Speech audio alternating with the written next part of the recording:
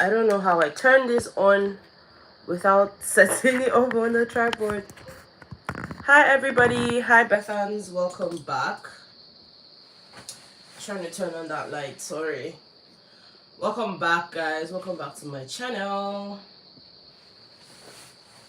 I know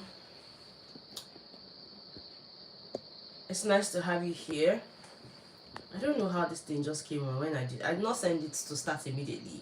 But yeah, you're welcome back to my channel guys. My name is Betha. If this is your first time coming across my channel, hi, it's so nice to have you here. And yes, my name is Betha. Thank you for joining.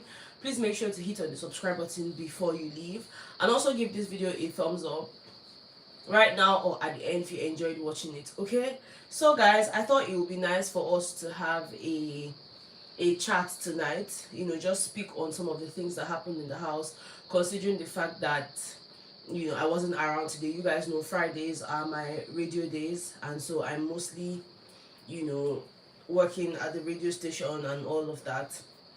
So first things first, the housemates had their wager task, and Karen said the scarf is black, so it means the mood is dark. This my scarf is about to lose, and I tried to keep it tight, you see. Anyways, the housemates had their wager task, you know, a while back, and sadly they lost the wager. Now, do I feel bad? I've scattered the scarf, but anyways, do I feel bad that they lost the wager? Well, if I'm being honest, to an extent, yes. I mean, again, I've seen better presentations. I've seen better, what's it called now, wager task. I've seen where Big Brother expects them to have like judges and all of that, and housemates in past seasons have delivered a lot better. But you know, we're not going to judge these housemates with a yardstick we used for different seasons. Okay, so for this season, I would say that they tried their best. I particularly enjoyed Choba's presentation, and you know, I almost started thinking, you know, how I wish that I had all of this, you know, facilities, because again, you guys know that this week, you know, was centered on AI. Biggie wanted them to do things relating to AI. Matter of fact, the theme for the week is what's that? Nami write am, Nami no dey see am. Nami write oh, it's my handwriting, but I cannot see it. Something Africa.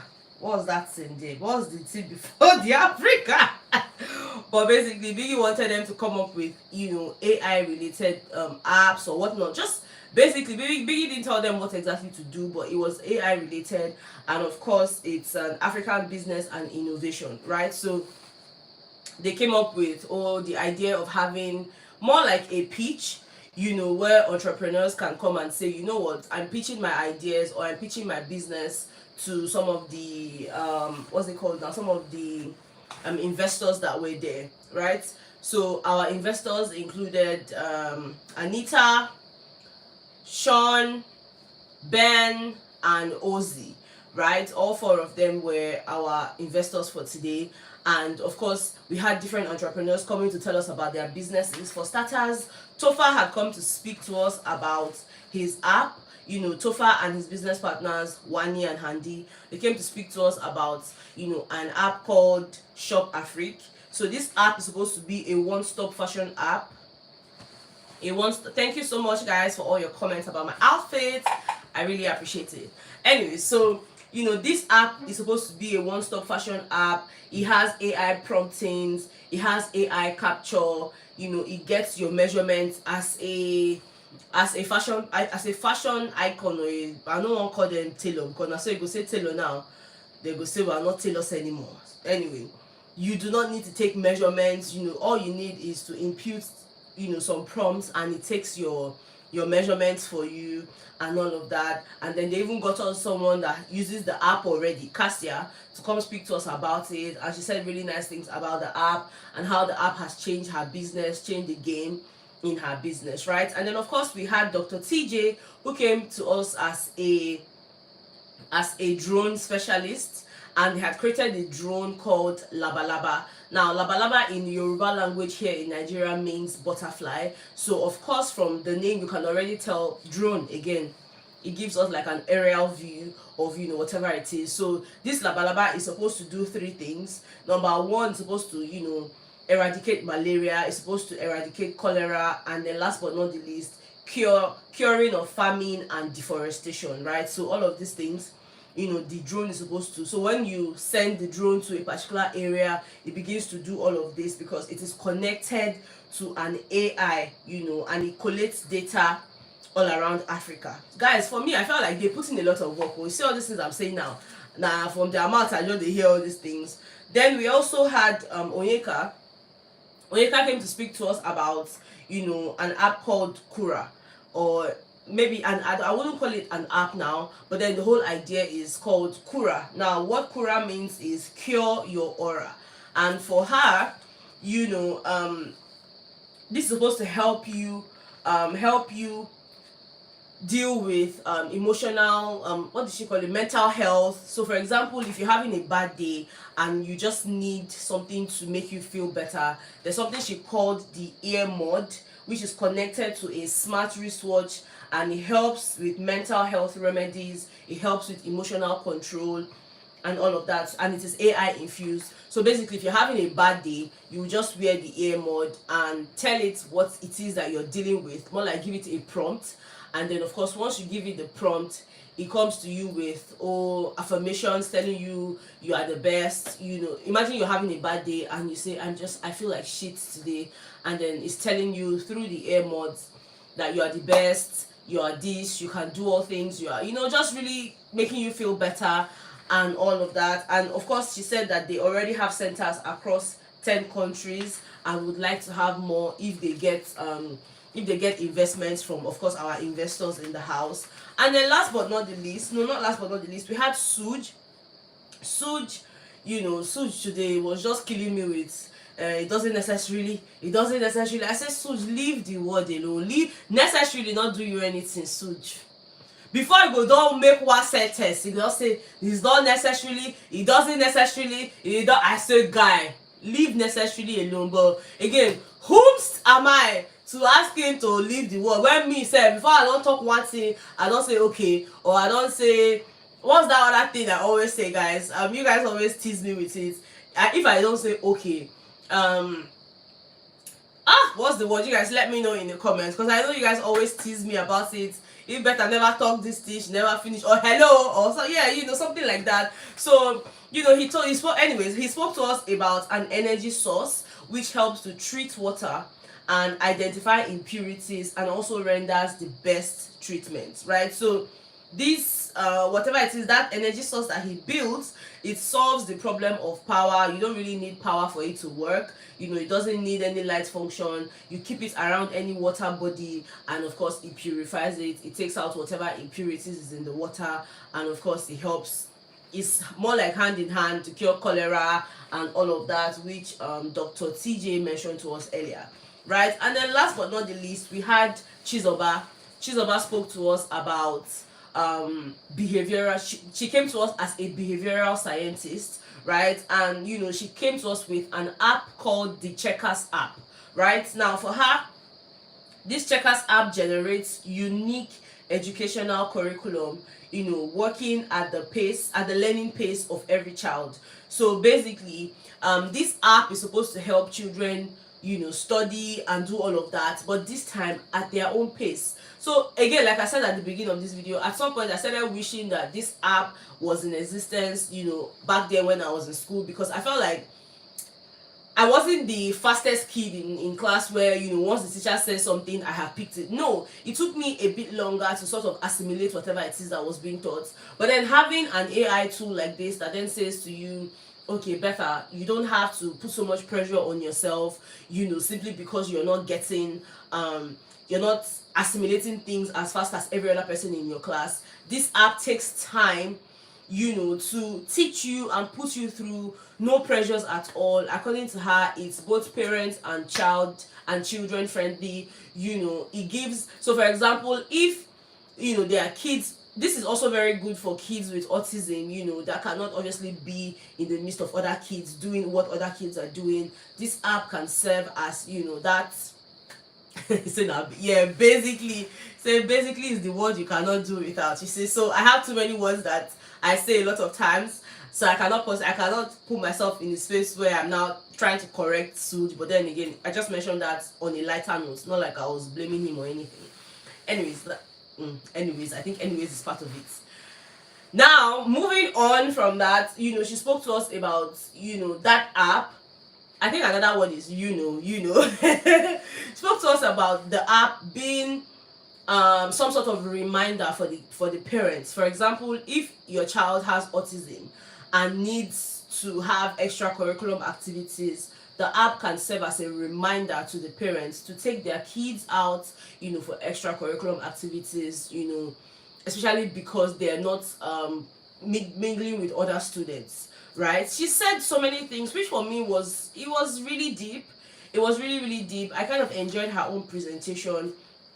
And to make it even more interesting, she had given us the meaning of the acronym checkers. So for her, the C there means children, the H means health, the E means education, the K means knowledge, the A means actualization, and the S is special needs. So this app, the Checkers app, sort of covers and caters to the needs of, different people based on their needs. I think that's the right word to use there, and yeah, listening to them, it was nice. They had a dance before that again, but then again okay, so but then again is another one. Anyways, they had a dance before that, where Kelly had given us this whole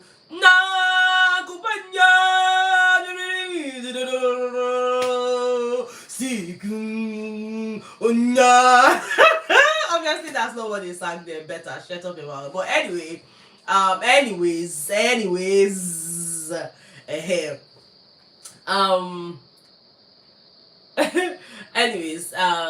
I'm reading your comments, so which is why I'm laughing.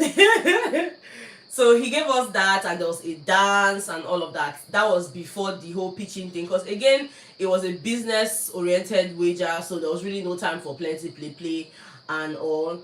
And then of course it was nice to see our investors saying things like, oh, I would like to, invest in your business. You give me 5% this, I get this, I get that.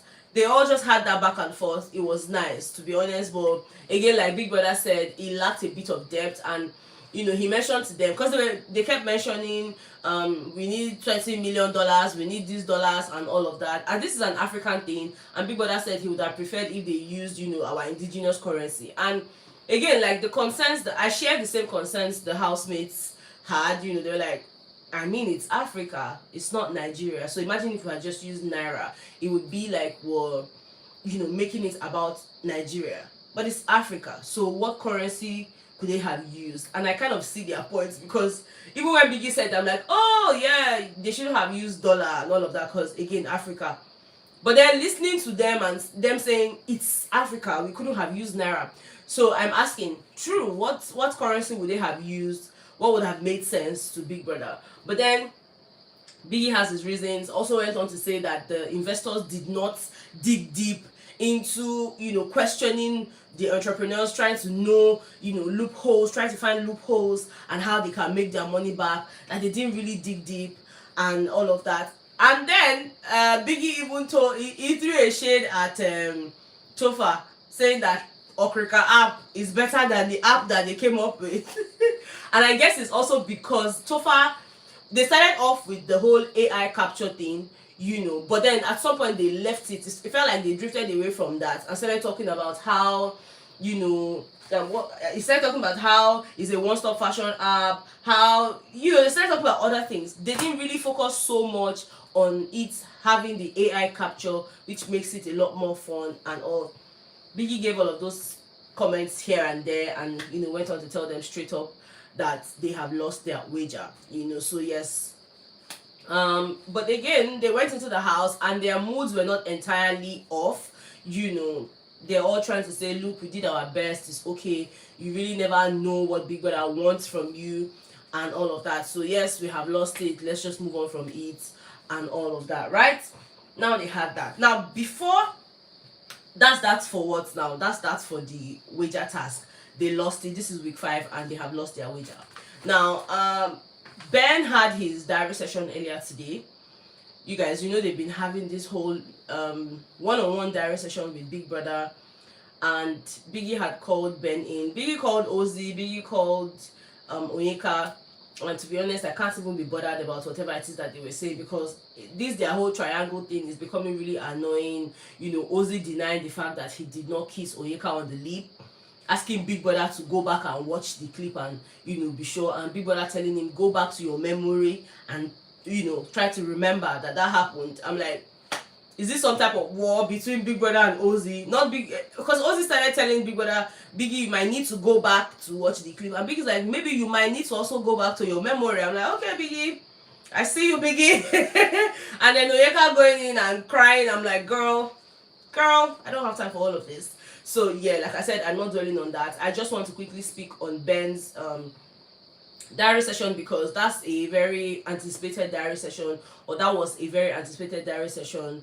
And of course, Ben went in there, and at the time Big Brother had asked him, you know, questions and all, he had pointed to Big Brother that he would please like for Big Brother to play the clip, you know, because he's not feeling okay, he's not happy, he has not been happy since when Biggie called him, you know, to mention the whole allegation thing for him.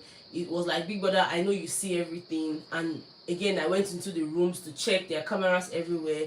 It would be nice for you to just play the video and just, you know, let's just see it, because for him, you know, it's just really sad, and he's not been happy at all. He's not been happy and all of that. And to be honest, at this point, I really don't know, because Biggie has not called him to say, oh, this is what you did, play the clip. You know how Biggie will just call everybody into the lounge, and then next thing the TV is on and we see the clip and all of that. So at this point, I don't really know. Maybe the video was not clear, or the camera did not capture it. I mean, I don't know what it is, guys, and I'm trusting Big Brother to handle it in the best way possible, because again, like I said, it's a very dicey situation, and you know how things like this, people don't really let it slide, and it might just be, I don't know.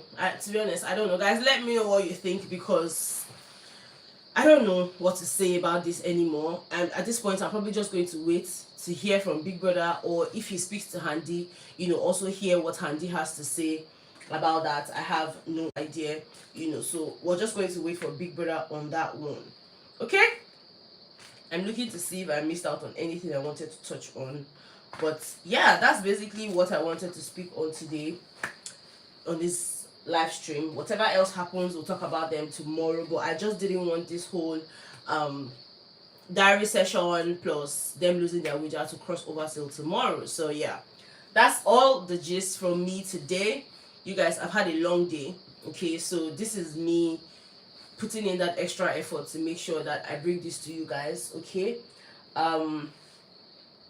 Maybe the video wasn't clear, and Biggie won't want to judge without clear evidence. Exactly. So at this point, yeah, I really don't know what it is. But again, Big Brother sees everything, knows everything, is his house, and we might as well respect his decisions. But I'm not saying just respect it and sweep it under the carpet, but let's see how he handles it, you know, in the coming weeks or days or whatnot. Let's just see how he handles it. But for now, that's all I'm going to say concerning the whole situation, because Ben is feeling bad, Handy is feeling bad, One is feeling bad for her sister. So it's a dicey situation, and at this point, I don't know. Let me read this. If there was something, I think Biggie should have played the clip already, if there's anything, and put Ben out of this misery. I don't like this situation at all. Honestly, the situation is slippery. It's really slippery. Okay, guys, please like the video. I'm sure you're seeing it in the comments there, people asking you to like. Kindly click on the thumbs up button, guys. It just helps my video. It helps YouTube to, you know, recommend my channel to more people. It helps YouTube to know that you guys enjoy the content, and then of course them going ahead to share it. It is free. All right, there's a good number of us here, and the like button is not tallying at all. Please. But yeah, thank you so much, guys, for joining my video, for joining my live stream. for joining this family meeting. I really appreciate it, guys. I will talk to you guys on the next one. Okay.